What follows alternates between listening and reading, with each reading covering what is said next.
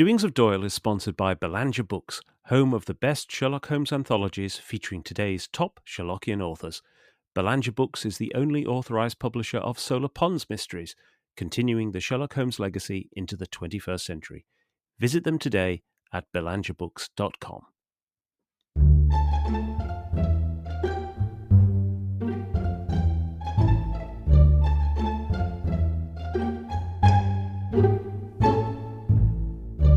Welcome to Doings of Doyle, a podcast dedicated to the works of Sir Arthur Conan Doyle, the creator of Professor Challenger, Brigadier Gerard, and of course, Sherlock Holmes. I'm Mark Jones. And I'm Paul Chapman. And together we'll be exploring Doyle's eclectic bibliography to understand more about the great man's life and work. We'll be discussing his fiction and non-fiction, the well-known and the obscure. And stopping by Baker Street along the way. You'll find out more at doingsofdoyle.com or follow us at doingsofdoyle.com on Blue Sky. Hello and welcome to episode 60 and the third and final part of our exploration into The Lost World, Conan Doyle's classic novel from 1912. And here's Paul to set the scene. Having allied themselves with the Indian population of the Lost World and defeated their ape-man oppressors, the Challenger expedition can now explore this strange realm in greater safety, although much of their energy is also expended in working out ways to escape from the mysterious plateau. Various elaborate methods are experimented with, but there may yet be a simpler route back to civilization, where they should reap the rewards for their hardships and discoveries, and they might not be leaving entirely empty-handed. So we resume the story then with chapter 15, Our Eyes Have Seen Great Wonders. And this is where we really get a sense of what life is like on the plateau, or what life will become now that the intrepid team have come in and essentially sorted out the ape men. And it starts with more of the imperial rhetoric that we've heard, and we particularly focused on in the last episode, I think. And it's not just about the way in which the white man essentially now has got mastery over this lost world. There's also a touch of the kind of imperial fears coming into this as well. So Lord John is very concerned that at any point in time the Indians on the plateau might turn against them. Imperial anxiety. Yeah, we're getting a lot of that at this beginning. But we also then get a sort of a series of vignettes about life on the plateau. Yeah, I mean, one that interested me is it's been touched upon in earlier chapters with what we've seen with the iguanodons marked with tar, I think it was, and our brave explorers wondering what's going on here, just thinking it's just iguanodons being careless. And getting but we then find out this is actual markings of iguanodon herds, which belong to various of the Indians. So each, they've got separate herds which are used. Basically, this is their form of cattle. Yeah. And this is what's said about it. Since we had learned that the huge iguanodons were kept as tame herds by their owners and were simply walking meat stores, we had conceived that man, even with his primitive weapons, had established his ascendancy upon the plateau. So again, we've got this kind of imperial element coming in with man's ascendancy. And it's a very interesting phrase in itself, that man, because by man he obviously means the Indians. Yes. But saying they just, got their ascendancy, well, that kind of forgets the ape men and the Allosaurus. Yes. Which kind of had an ascendancy over man. Yeah. So Malone has quickly forgotten that element. Yeah. But it is this kind of, I don't know if this is Doyle having a chuckle to himself, having kind of imagined farming dinosaurs. It's a part of this book which is never really mentioned, and I think it's got an odd and funny little touch. But it brought me in mind being someone of a certain generation with the comic 2000 AD, which first appeared in 1977 and most famous for Judge Dredd. But one of the stories to bring kids into this was called Flesh, and it was basically about futuristic cowboys who got time machines and they're going back to the age of the dinosaurs and farming dinosaurs to send back to solve the food problems of the future. And of course it's always going wrong. Plenty of tyrannosaurs running amok amongst these people and the whole food chain thing being reversed. I love it. So there actually was a political element going on in those stories as well. But again, I don't know if I can't remember who wrote that. I can't remember if it was Pat Mills. Yeah, probably is. But whether the idea of that was partly triggered by this idea from the Lost World. Well, cowboys and dinosaurs are a great combination. There's the Valley of Gwangi, the movie in the 60s. So wonderful. We'll be talking about. We'll get to that things along those lines again later on. But you're right about picking up on this little detail of the iguanodon farming, because you get. This chapter has got a really lovely, I think, middle section, which is essentially a series of vignettes of what's happening. And Conan Doyle spins over them in the same way as Watson might talk about his missing adventures that you never hear about. And they're terrific. There's some great ones. There's the one about a huge bird that chased Challenger until Roxton shot it and took its skull back. But the ones I really liked were the Stoa, which are the giant toads that proceed to squash everybody, and once they're killed with poison darts, they take 3 days to die, and then they dine on the hearts or something like that. And certainly my little 12-year-old self reading this, I remember distinctly being amused by this whole sequence.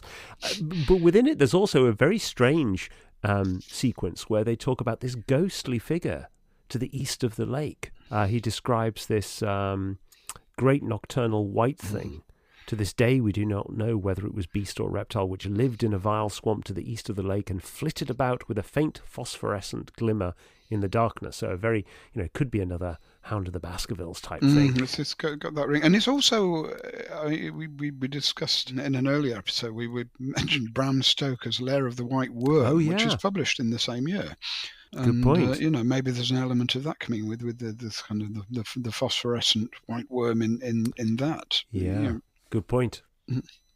Also, within this section, we get the revelation that Challenger is getting a lot of female attention, which is just one of the things that's going to be a theme in the last two chapters, which is the difference between modern man and the ape men, but also between modern man and the Indians, because there's a pecking order in terms of the evolution, the progress of civilization, and the Indians are clearly depicted as being below. Again, like with so much in this book, it's food chain stuff. It is. It's there is a food chain. Who's at the top of the food chain? Yeah, that's right.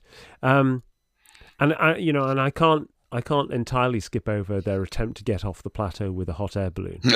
And I'm not going to go into it in great detail, but I would strongly recommend readers look at the passage about the hot air balloon, where Challenger has taken the Stoa, these giant toads, and he's used their stomachs to inflate a hot air balloon.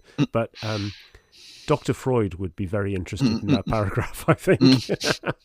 It's also a reversal, and again, I don't know whether this is deliberate or it's just that, but of Jules Verne's Mysterious Island. Yeah. Where in that, the first group of adventurers arrive by a balloon. Yeah, that's right. And here we've got the reverse thing with the adventurers trying to escape by balloon. And it's a good moment of actual visual comedy as well.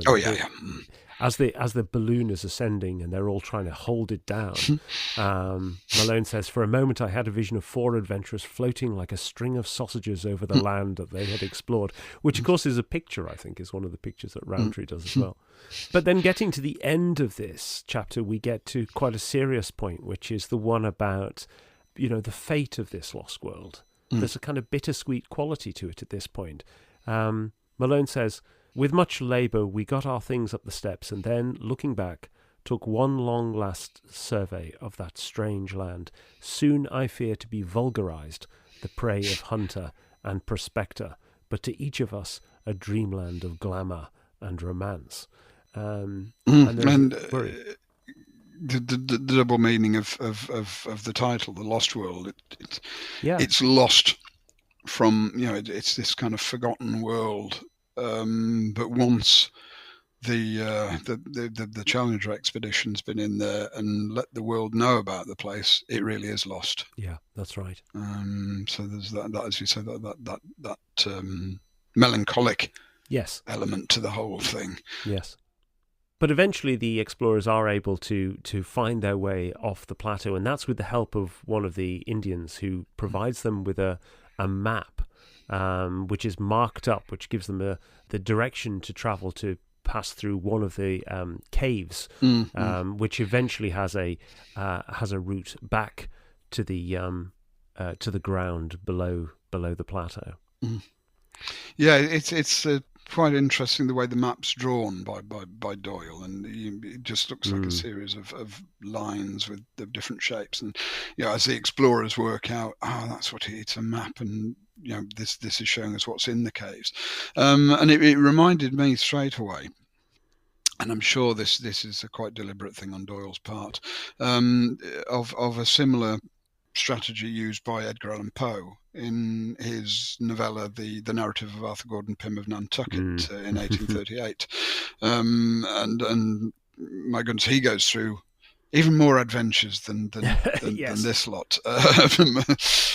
Mutiny, cannibalism, shipwreck, the works. Everything. But in at the end, there's two characters end up on this island in the South Seas called Salal, and they get stuck in a system of chasms, and these are drawn supposedly by Pym, obviously by Poe. Yes. In the same sort of way, and you get these little diagrams, map diagrams of the chasms of Salal, and it is very similar. I think this is again Doyle, tipping his hat. Yes. At Poe, who influenced so much of what he did. Yes, we spoke earlier about possible influences of Goldbug on this as well, and then things like the Hollow Earth theory, which is something that's reflected in Pym, is something that also has, thematically connects to the Lost World as well. Definitely. And then I think the final thing to really say on chapter 15 is that Malone brings us back to the quest romance, and the fact that the quest romance is both an actual journey, an actual exploration, but it's also a personal exploration. It's something that's about the people and the characters. And he says, our eyes have seen great wonders, and our souls are chastened by what we have endured. Each is in his own way a better and deeper man. So by the end of this chapter, we know that there's the moral quest has been achieved as well as the scientific. So that brings us to the final chapter, chapter 16, a procession. And this is where our intrepid adventurers have managed to get back to London and are about to give their presentation to the Zoological Institute. And Conan Doyle does a really interesting thing at the beginning of this chapter, which is that he shifts the narrative voice. So we've been following Malone for most of this time. Most of the middle section are his letters back to McArdle, but now we hear McArdle's voice because we get the newspaper report, and that does two things at this point in the novel. One of them is that it allows us to have great humour, because McArdle has terrible prose, and so as Malone is relaying what McArdle had written in the newspaper, he's also commenting on it. He sort of describes this. What a monstrous opening sentence, with 15 or 16 clauses in it. But what you also get from this effect is that this suddenly becomes another faked artifact. We talked about how right at the beginning of The Lost World, Conan Doyle had a direct involvement in the development of maps, as you've just mentioned, but photographs and other things as well. And in a way, having somebody else's voice come in here is almost like another found piece of evidence that supports it. And it also allows us to get a bit of distance from and see what is actually happening, which is ultimately an incredibly comic scene, as well as being very very dramatic. I mean, it's obviously something that Doyle enjoys doing, speaking in other people's voices. I mean, obviously we've got this in the Sherlockian canon, where it's the voice of Watson. Yeah. For most of that, apart from the two examples where Holmes takes over and it's less successful. Yes. And he's able to take on with the Gerard stories. He's able to take on Gerard's voice. Yes. Very well. So in this novel, he actually has the two voices where mostly it's Malone, but then we get this opportunity to experience another different type of journalist. Yeah, absolutely.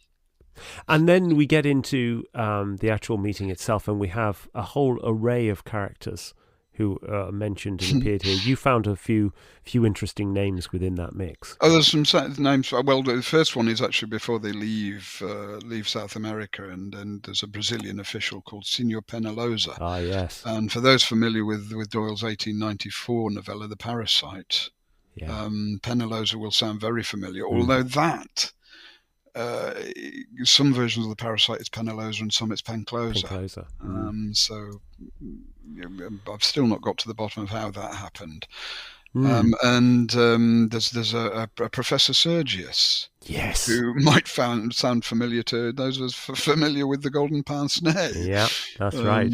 So yeah, it's the classic Doyle trick of using and reusing names. Yeah, and the other one that comes up there is Dr. James Illingworth of Edinburgh. So Illingworth is not a name that has been reused before, but Cullingworth is very close. Yeah, and so so Cullingworth is in Stark Munro letters and is essentially a version of George Turnavine Budd, Conan Doyle's university contemporary, with whom he set up in practice for a rather inglorious 6 weeks. And we know this for definite because in Memories and Adventures, Doyle is still using the name Cullingworth instead of Budd in his the non-fiction account, presumably to save hurt to the family. Yeah, you would think so. And Illingworth is essentially the arch-skeptic. So we had the arch-skeptic at the beginning being Summerlee, but you can't have him being skeptical anymore. He's seen too much. But we now have Illingworth. Illingworth does get a reference earlier in the novel, and it's a really nice moment because Roxton realises that both Challenger and Summerlee hate Illingworth, and so if the professors are going at each other too much, Roxton or Malone will just throw in the name of Illingworth, at which point they'll both find themselves on the same side in mutual hatred of Illingworth. So Illingworth becomes into this, and he's essentially the big skeptical voice. He's also a man of enormous physique, possessed of a very powerful voice. His description itself is quite like George Turnavine Budd as well. And once more, we're back, as we were in the earlier chapter with the early meeting, we're back in the world of Edinburgh medical students.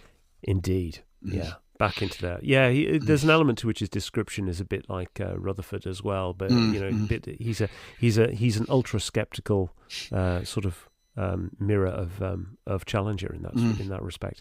But then we get into the great final sequence, because this is Challenger's opportunity to really correct the grievances against him and to pull the rabbit out of the hat, as it were. And we then discover that why Lord John was wandering around the plateau in a cane suit, which is that he was recovering a dinosaur egg, or at least a dinosaur chick, in this case a pterodactyl, which then bursts from the stage, come then pretty, and flies around the hall.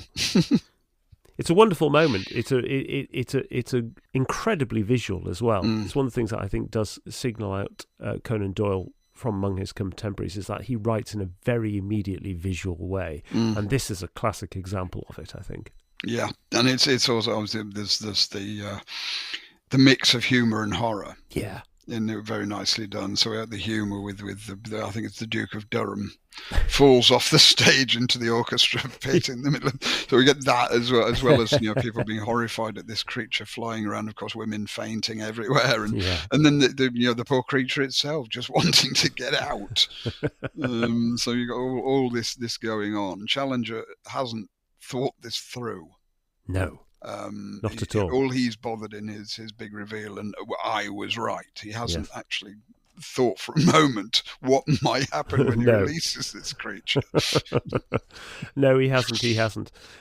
Pterodactyls and how they're treated are an interesting case in point, because he really does play them as horrific creatures. And here we get this description of them. The face of the creature was like the wildest gargoyle that the imagination of a mad medieval builder could have conceived. It's very much struck me when I was reading this contrast between science and superstition. Yeah. and the kind of the medieval worldview. Mm. And we get this quite a bit in this particular scene. As you've said, you've got the face of the creature was like the wildest gargoyle. It's the mad medieval builder. It's just absolutely great. And then he goes on. It was malicious, horrible, with two small red eyes as bright as points of burning coal. Its long savage mouth, which was held half open, was full of a double row of shark-like teeth. Its shoulders were humped, and round them were draped what appeared to be a faded grey shawl. It was the devil of our childhood in person. Yeah. So you've got that additional thing with the grey shawl. You could also be kind of a monk's cowl. Yes. So this medieval imagery going on here.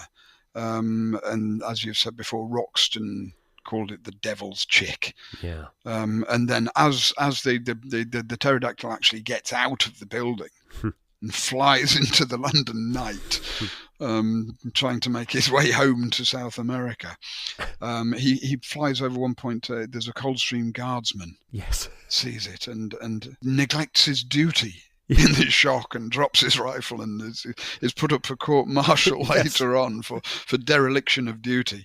And then you've got this Private Miles's account that he dropped his rifle and took to his heels down the Mall because on looking up he had suddenly seen the devil between him and the moon, was not accepted by the court. But again, we've got the devil. It's all this is something straight out of kind of the world of M.R. James. Yes. Basically, with the sort of illuminated manuscript imagery of the Middle Ages coming in here, and the various demons. So it's almost not seen as a great wonder or discovery of science. This is a return to the most primitive. Yes. So you got that. It's a brilliant use of contrast. Yeah, and it feeds back into one of the things that we picked up on last time, the Dante's circles of hell as well. That this is coming out of this, and it's quite fitting then, I think, that the pterodactyl should appear at this pivotal moment in the story when really what Conan Doyle is talking about is the burden of scientific proof. Science versus superstition. And we know that Conan Doyle will go on to become a spiritualist, if he wasn't already privately by this point in time, but certainly he wasn't publicly. And so the whole final chapter is really about what does it mean for there to be scientific proof? What is the burden of scientific proof? Even, once the pterodactyl is released, McArdle's subheading of his article is, "What was it?" So there's even some doubt over what has been presented as evidence at the end. It's mass hysteria, almost a mass hypnosis, isn't it? Yeah, that's right. Could be looked back on. Yeah, and so you get this sense that, even at the end of The Lost World, Challenger believes he's proven everything. We know from Malone and Roxton and Summerlee that they've these wonders that they've seen, but there is still this point at which people like Illingworth could still say, well, what was it? And I do think he's lining up here something that will become much more obvious in his literature in the rest of this decade and in the 1920s as well, where he is much more preoccupied with, well, who gets to say that something is scientifically proven? Well, you kind of read this with the way you were talking about the spiritualist thing, where Doyle himself, and certainly in his later career, would probably love to have gone on the stage of the Albert Hall and released a ghost. Oh, yes. If he could. And this comes back, to another one of his stories, which we'll cover at some future point, Playing with Fire. Yeah. It's similar in its approach. Yes. And it's obviously this serious wish meets the understanding that there's also great scope for humour. Yeah. In all this. Yeah. And we know he even had a bit of fun along those lines with The Lost World, because when the 1925 movie was being created, he took the early stop motion animation and put it before the Society of Magicians in New York, and refused to tell them what they were seeing, although announced it in the press the next day. But there's that element of the great showman about all this, a bit of a P.T. Barnum with it as well. And he didn't, obviously, with the Cottingley Ferry photographs. Yeah, that's right. That was played straight. Yeah, it was. I still don't know whether it's because he believed in them or because he realised he'd kind of painted himself into a corner. Yeah. And just had to stick to that line. Yes. Yeah, quite so. But there's another part of this scene as well. It was kind of the closing where we were talking about his use of names. Mm. And the last sighting of the pterodactyl seems to be, I think it's in the Atlantic. Yeah. It's sighted from the SS Friesland, a Dutch-American liner. And again, that's another name that's very very redolent for readers of the Sherlockian canon. Who in the Norwood Builder, we have Watson talking about the shocking affair of the Dutch steamship Friesland, which so nearly cost us both our lives. Which brings forward the intriguing possibility: did Holmes and Watson encounter a pterodactyl? And this is why it's one of the unrecorded cases. We can't possibly did we really see that, Holmes? Well, maybe the stoa was a giant rat of Sumatra as well, so we can. And then to wrap up this this chapter and the novel, indeed, you get the final payoff with Gladys as well, and this is quite an interesting sequence, really. So he returns to Gladys only to discover that she has married in the intervening period, and wasn't really that interested in a man who would prove himself, because she's settled up with a solicitor's clerk, I think it is. And interesting, I mean, it's again, names come in here. So we've obviously got her name, which has been used for comic effect already, Gladys, with Lake Gladys in Maple White Land. But then we have her, the gentleman she's married to is Mr. Potts. So we've got Gladys Potts. It's got to be the most. And I wonder again if Doyle's playing on kind of Pooter here. Yeah. Yes. With the similar sound that it's Mr. Pooter in the most ordinary of ordinary people, and yes. that she has settled for the total opposite to what she claimed. You know, Mr. Potts is not a modern Richard Burton. No, he hasn't done anything to have won Gladys's heart. But also, you get the sense that Mr. Potts, in the few lines of dialogue he has, he's already realised he's probably onto a bad thing. Yes. And of course, what we get at the end here is that Malone has been rejected by Gladys, but he finds in his male friendships, and in particular his friendship with Roxton, a way forward. So Roxton has not heard that Gladys has married in the intervening period, and he assumes that Malone is going to get married. And Malone just says, "Not just yet," said I with a rueful smile. "I think, if you'll have me, that I would rather go with you on another expedition." So, you know, he's become the hero of his own story.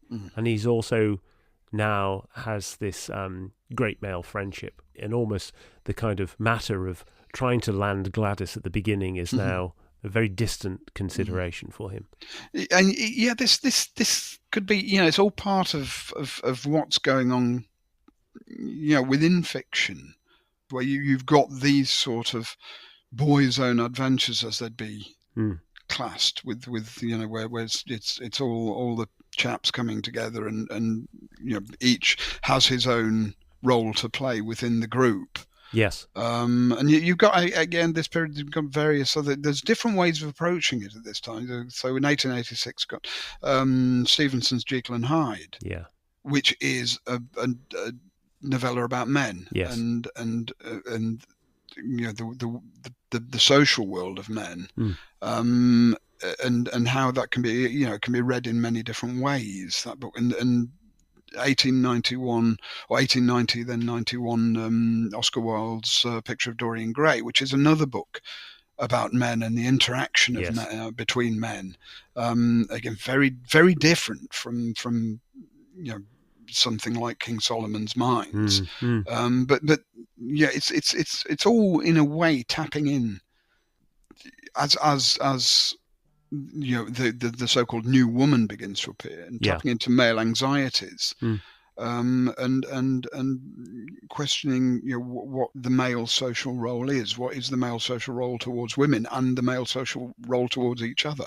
So all this is being examined, you know, within the covers of adventure, horror.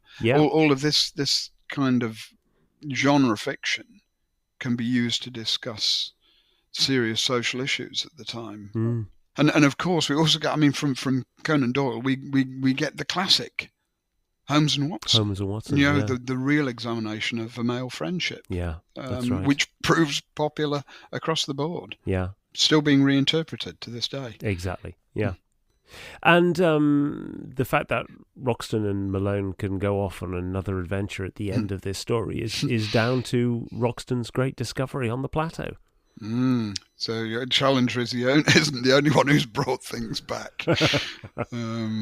No, Roxton's eye was caught quite early on in Maple White Land by a certain type of clay. Yes, the blue clay has caught his eye, as he explains. Well, now, in the whole world, I've only had to do with one place that was a volcanic vent of blue clay. That was the Great De Beers diamond mine of Kimberley. What? So he's worked out straight away that there's mineral wealth. Yeah.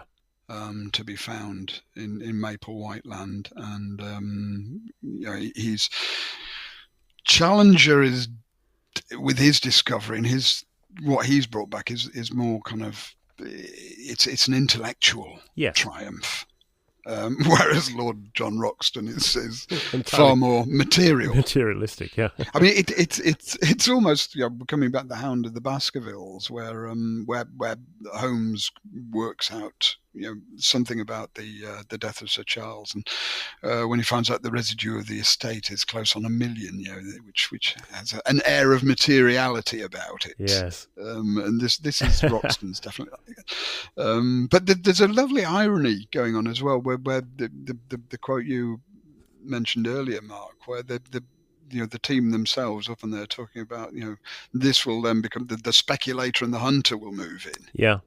And that's exactly what Roxton is. He's going to go back and do it again. He's going to be the first in there. So I found this. You can see straight away. Founding his own diamond firm or whatever. Possibly in partnership with Malone, but for all their regrets about we'll spoil this place, but we're going to be the first to benefit from That's it. Right. So there's a definite mixed moral message coming out of this book. There is. And we get this final discussion in Lord John's rooms about what is going to happen with the share of the diamonds, because Lord John has split the diamond find 4 ways, and Challenger is going to set up a private museum, which sounds remarkably like the Pitt Rivers in Oxford. He's going to have his own private collection. I was amused by the fact that Summerlee, after his great pretense of the fact that Challenger didn't have to teach and was a researcher, Summerlee is then going to go off and give up teaching for good and just devote himself to research. So much for that. Even have an iguanodon farm with its own canning plant, perhaps. 57 varieties. And that's the end of The Lost World. And when it came out in 1912, it was pretty well received, actually. The generally the reviews are very positive. Probably the most significant feature of the reviews is that they focus on the quality of Challenger as a character. There are frequent mentions of the fact that he is a personality on the level of Sherlock Holmes, so this is a high praise indeed. And it's interesting to think about why he maybe didn't ever achieve the same kind of status as Sherlock Holmes. And I think in part this is because Challenger does go on to appear in, there are four more Challenger stories, and they're all quite different. There isn't quite the same tone. They're not really in the same vein. I mean, the second one, The Poisoned Belt, Conan Doyle had already had, by the end of writing The Lost World, plans for a sequel, The Poisoned Belt, which is more of a kind of almost philosophical treatise in places. And then you have The Land of Mist, which is obviously a spiritualist novel, and then 2 short stories later on. So it always feels to me a bit like Challenger never quite got the run he should have had. I think as well the reason he hasn't gone into the culture, and as you say, there aren't as many stories, but he's not as well rounded as Holmes. No, that's true. I think this is probably there's something always cartoonish about Challenger, which stands in the way of to get a highfalutin. Holmes speaks to eternal truths in a way, yes, and really gets under the skin, and it has. a very rounded character. You see different aspects, whereas I don't think you quite get this with Challenger. No. Even with, in the Land of Mist, when he's turning to spiritualism and so on, it's which in itself doesn't convince. Yes. No, not at so all. He's a problematic character and just needed rounding out rather more. Yeah. I think that's what's at the heart of it. It's just this big blustering bearded fellow is what you get across in the end, and it's kind of, there's not enough artistic touching in of points, I think, with him. Yeah. If Doyle had more of a go at him, perhaps this would have happened. But he doesn't quite make the grade. No. In that respect. No, I think that's probably true. I think the other reason is that it's interesting that alongside the kind of very positive popular response, the public response to the Lost World, the critics could be a little bit more hard-edged. There's an interesting review in the Westminster Gazette in October 1912, which really is making the point that it's not comfortable with the fact this idea of it being a book for half a man and half a boy. They actually make a direct comparison with King Solomon's Mines, saying that it doesn't have the same thrill as when they first read King Solomon's Mines. And at the end of this review, the critic says, perhaps Sir Arthur is right and the boy in us is dead, but we cannot thank him for bringing the news of such lamentable intelligence. So he can't really win in this instance on the basis of that review, unfortunately. But I do think that has carried through into the wider criticism of the Lost World, in that probably has led to a view that this isn't quite up to serious consideration. It's one of those things where you think about republication, perhaps, and you look at the Lost World in a Puffin edition, children's edition. It doesn't surprise so much. Whereas to me, it's always when I see kind of the Puffin editions of things like the Sherlock Holmes stories or Dracula or something, you think that doesn't belong. This is not children's literature. Yeah. Whereas the Lost World, you feel slightly differently, because you do have this kind of, it's a big jolly adventure story about dinosaurs, isn't it? So it's hard not to think of it in that way without going back and rereading it. Yeah. if And then suddenly, if you read it at different stages in your life, you do see different things in this book in particular. Yeah, I think. And this read that we've just gone through to do this podcast, there's bits of this book have disturbed me. Yeah. That didn't before, because I hadn't noticed it quite so much. And then you read it, you can put it into different contexts and think, yeah, that's right. And I don't know, because it was written in 1912 or so. You don't know how Doyle was thinking at the time, but these are things that wouldn't have disturbed people or crossed minds in the same way as they now do. Yeah. And his aim was to out King Solomon's Mines. King Solomon's Mines. Yes, is a vowed aim, and I think we've both gone back to that book. Yes. Whilst doing this, and the influence is enormous. I mean, even the thing you've just mentioned with the dedication of Lost World is a direct reflection of Haggard's dedication of the King Solomon's Mines, about with men and boys and even when if you go back to the start, which we've discussed, the real origins of the Lost World, which lie in 1889 with this letter that Doyle wrote to his mother. Where it says, I am thinking of trying a Rider Haggerty kind of book called The Inca's Eye, dedicated to all the naughty boys of the Empire by one who sympathizes with them. That's the origins of it. And Rider Haggerty, he definitely, I think King Solomon's Mines has clearly got under Doyle's skin. Oh yes. And it's that kind of, I can do this, and I don't know whether Conan Doyle reread it before writing The Lost World, and because the quote I read earlier about how Lord John discovers the diamonds, it's almost straight from King Solomon's Mines, where you got Alan Quatermain sees there's a great pit outside the place of death, And he catches Quatermain's eye, and he says, "Can't you guess what this is?" I said to Sir Henry and Good, who were staring in astonishment at the awful pit before us. They shook their heads. "Then it is clear that you have never seen the diamond diggings at Kimberley. You may depend on it that this is Solomon's diamond mine. Look there," I said, pointing to the strata of stiff blue clay which were yet to be seen among the grass and bushes that clothed the sides of the pit. "The formation is the same." And it's yeah. Roxton even mentions Kimberley. Yeah, absolutely. And blue clay, very specific, isn't it? So yeah. King Solomon's Mines is a more sophisticated book in itself than you go back and reread it, and its messages are different in many ways to the Lost World. Yeah, and it's very strange because they, at the end of that, like Roxton, they find the diamonds, and Alan Quatermain comes back with his pockets full of them. Yes. But the outcomes for that kind of Lost World are very different because after the civil war between the two tribal factions, Ignosi, who becomes the king, he sees the future.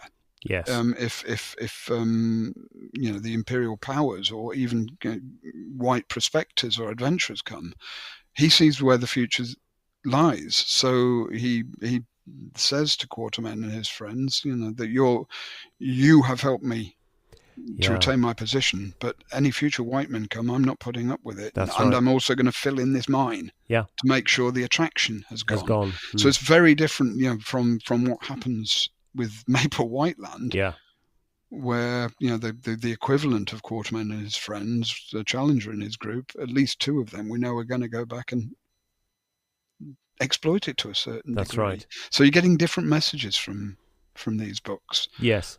But they're both. I mean, Solomon's Mines is the same. They're both, and a lot of the Robert Louis Stevenson's work suffers the same way. I think it's Professor Christopher Frayling said, they're almost pushed into the nursery. Yeah. And don't belong there. Yeah, that's right. And on this point about Rider Haggard's deep influence on this book, which I think, having reread King Solomon's Mines this last few weeks, it's really obvious. It's down to individual details. It really has stuck with them. It is worth thinking about the legacy of this book.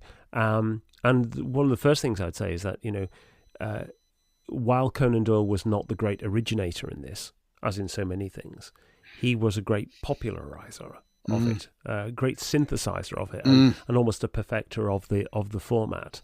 And so what you get, it's interesting when you look at the list of novels that come out that are around these kind of themes. There are quite a few novels that start to appear after The Lost World, which, arguably you could have said, well, they could have been influenced by Rider Haggard, etc. But actually it feels like these are much more based on The Lost World. I'm thinking there are things like the works by Edgar Rice Burroughs, The Land That Time Forgot, and its sequel, The People That Time Forgot, which are as far from works as literature as you can get, but are also they are very clearly influenced by The Lost World. And in fact, one of the things I think we can probably put fairly squarely at the door of Conan Doyle is almost this idea that man could have lived alongside dinosaurs. That's the Flintstones trope that we start to get here. That seems to be much more prevalent after The Lost World than it is before. I mean, as you say, it is the origins of The Lost World itself. I mean, it definitely, Doyle, his genius was in synthesis, and reworking. But that's not to say he wasn't original, because he was. He brought his own originality to other, and you look at his great model, Edgar Allan Poe.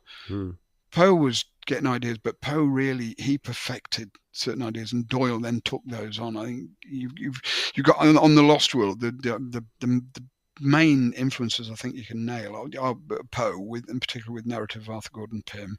Jules Verne, of course. Yeah, of course. With Journey to the Centre of the Earth. Yeah. where you've got this, and it's what's interesting there is that Verne puts the dinosaurs inside the earth. Yes. Doyle puts them in a plateau above the earth. He does, yeah. So that's there, and of course, then King Solomon's Mine. So you've got all of this coming together, and then Doyle throwing in his own touches, and of course the stuff he finds on his own doorstep with the iguanodon prints in Sussex, which really set those imaginative juices going. And it's almost like he's obviously had this Inca's idea in his head for a long time, and this is when it comes to fruition. And he really comes up with something which is it's groundbreaking. Yeah, I think the other book that actually we didn't mention in the origins, but I think is probably an influence is our old friend Bulwer Lytton. Is the coming race as well, with this land under the sea, under the ground that we talked about in the previous episode in Terror Blue John Gap, I think it was. So in terms of stories that are kind of influenced by this, I mentioned then Edgar Rice Burroughs' The Land That Time Forgot, 1918. That's has that very vivid picture of a world that's untouched by modern civilization, dinosaurs and ancient mammals and warring tribes against the ape men. That's coming back in. The People That Time Forgot, the sequel, 1924, which is essentially the same thing on an island. Something that we'll eventually see happening with, of course, Jurassic Park in the 90s with Michael Crichton. Crichton was very disparaging of Conan Doyle, actually. Had very little nice to say about Conan Doyle, but then still used The Lost World as the kind of subtitle of the sequel. There's an interesting one in 1924. Vladimir Obruchev, a Russian writer, wrote a story called Plutonia, which is about a vast underground world under Siberia, inhabited by dinosaurs. And of course, Conan Doyle would become quite interested in this idea of lost civilizations himself. And we covered in a previous episode his last novel, The Maracot Deep, from 1927, which is about Atlantis. And, a very different kind of novel here. But again, it has giant sea creatures there, again influenced by Verne as well. But he returns to that topic too. So those are some of the kind of more dinosaur-y influenced stories to follow. But then there are others. And the one that occurred to me was Lost Horizon by James Hilton. Yeah, I mean, obviously it's not a kind of dinosaur thing, but you've got this kind of lost this world. It's as Doyle looked at the map and where can this sort of thing exist, and he placed it in South America, and then Hilton came up with this idea of Shangri-La. As he called it, and obviously then gave a new word to the English language, a new phrase, a new idea. But he places his lost world in Tibet, in Central Asia, but his aim is very different. It's for different times because I think Lost Horizon published in it's 33. 33, yeah. So we're heading towards the Second World War, but his basic idea with Shangri-La is this is a place where certain type of people will hide out while the world tears itself to pieces, and then they will emerge to create a more peaceful, harmonious, intellectual, artistic world afterwards. And it was a huge success, the novel, because it just appealed to people at the time in a different way. This isn't an adventure story per se.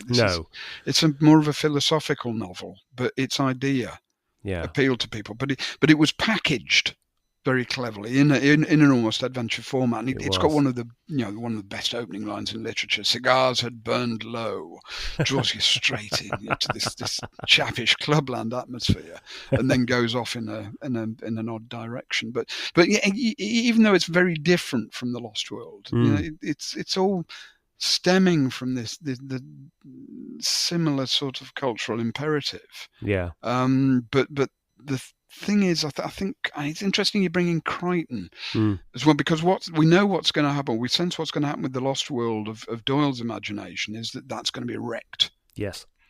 By the speculation, by the fact it's got the mineral wealth and all that kind of thing, and dinosaurs that can be, they're captured and put in circuses, or hunters can go and get trophies for their walls, as we know. And it's interesting. Well, Crichton's idea is it's again about exploitation, but in a different. It is more the showman side of things. It is. And ultimately these things come down to exploitation, or the try to escape from exploitation. It's tapping into. They're all tapping into deep stuff, but packaged in a way that is entertaining. Yeah. In Jurassic Park, you get again that theme of who is the apex predator here, and it certainly isn't man. The other one that I don't think it's directly influenced by Lost World, but you can sort of see the evolution of the Lost World tropes and ideas in at the Mountain of Madness, something like Lovecraft, where you're talking about discovery of an ancient civilization. We're moving into science fiction and horror here. But this whole idea of following an expedition that uncovers this ancient city, and this is like the next evolution of these novels, I think. And it's again turns the idea on its head. Its source material was one of the Lost World source materials, which again is Arthur Gordon Pym. Yeah. Lovecraft is explicit about that, and using the phrase tekalili from Arthur Gordon Pym. But what's opposite to the Lost World is that the Lost World the Western commercial world is the threat to the Lost World, whereas with Lovecraft, it might be that world that has been discovered in the Antarctic becomes a threat to mankind. Right. So it's the other way round. It's putting the whole idea on its head. Yeah, that's right. Yeah, the new apex predator is something that's unknowable. One of the more peculiar aspects of the legacy of the Lost World there has been that it has actually gone on to influence things in the discovery of dinosaurs. And I discovered that there was in 1996 a new dinosaur was discovered called the Irritator. Its official name is Irritator challengeri, and it's like a kind of it's a bit like this kind of Allosaurus, but it has this very strange nose. And in the scientific paper that launched the discovery, the authors described the genus Irritator, etymology from irritation, the feeling the authors, brackets understated here, when discovering that the snout had been artificially elongated. This was because they got I think some bones mixed up. Species Challengeri, etymology from Professor Challenger, the fictitious hero and dinosaur discoverer of Sir Arthur Conan Doyle's Lost World. So there you go. We get a rather wonderful dinosaur. I'll put a picture in the show notes, and one hopes that Roxton could have come across that and put that glorious head on his wall as well.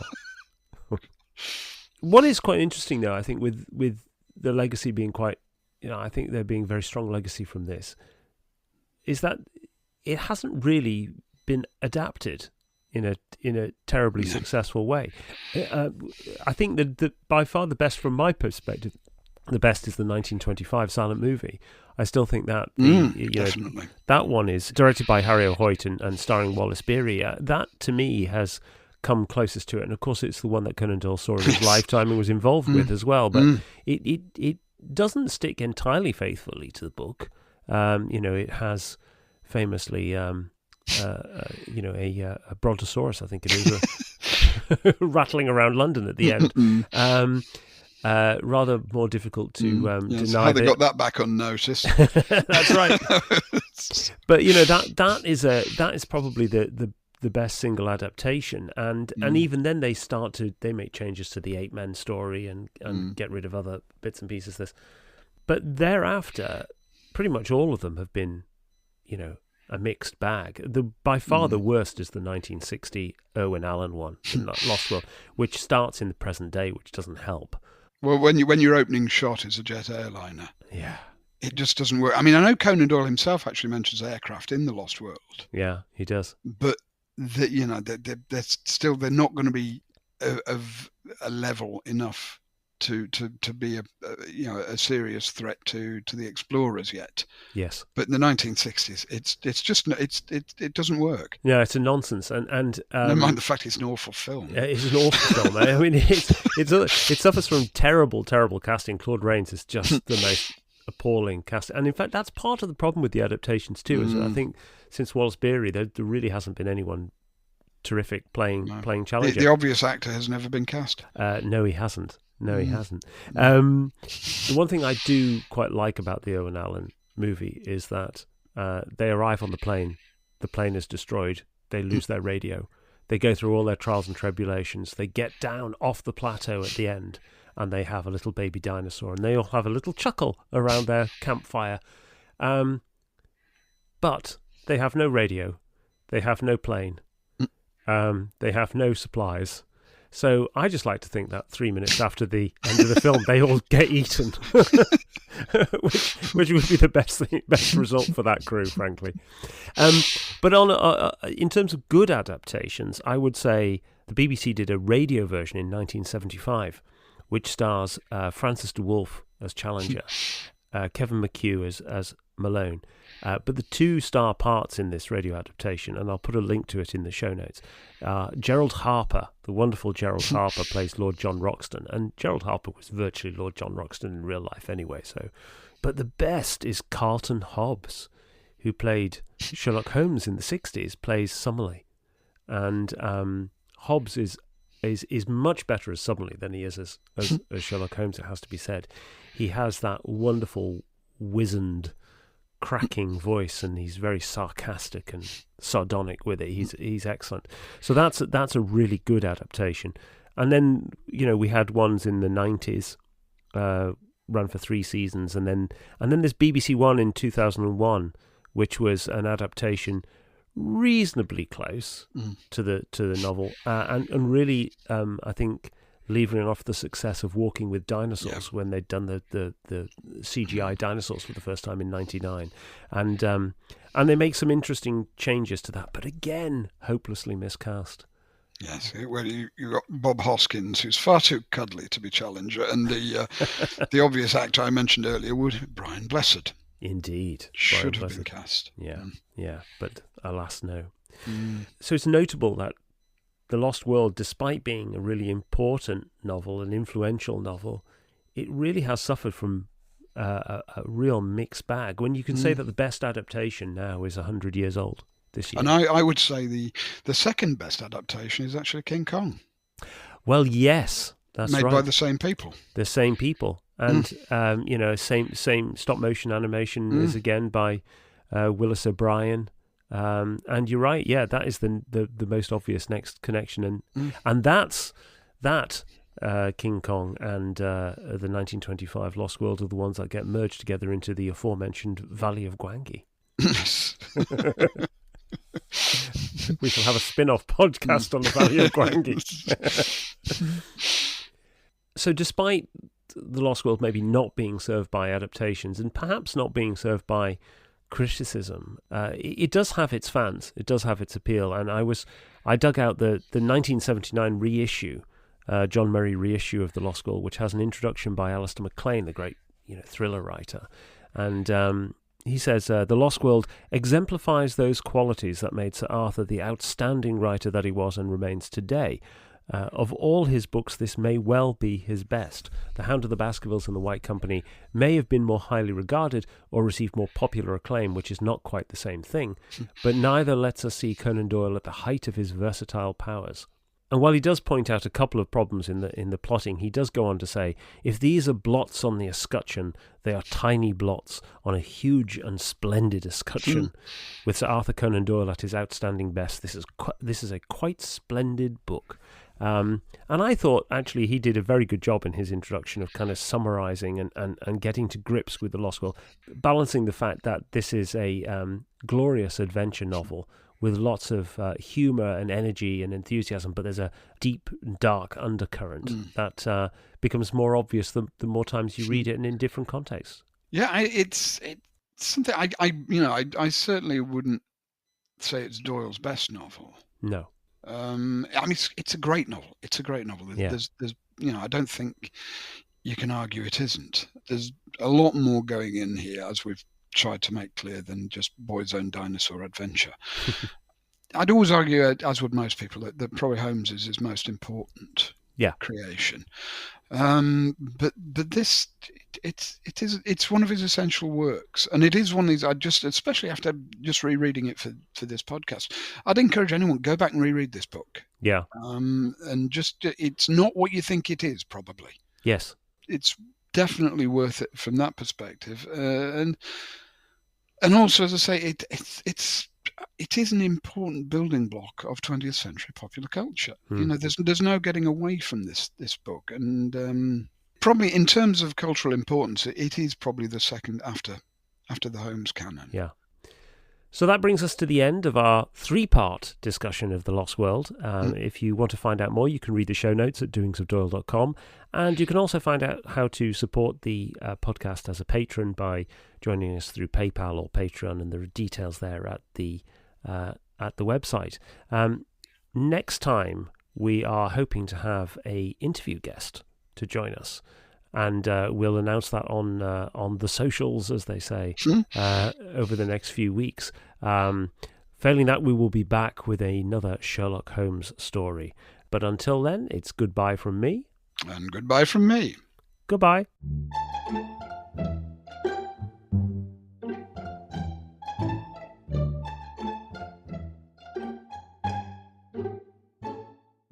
One of the more peculiar aspects of the legacy of The Lost World, though, is that it has actually influenced, is it paleontology? Would we call it paleontology? No, that's rocks, isn't it?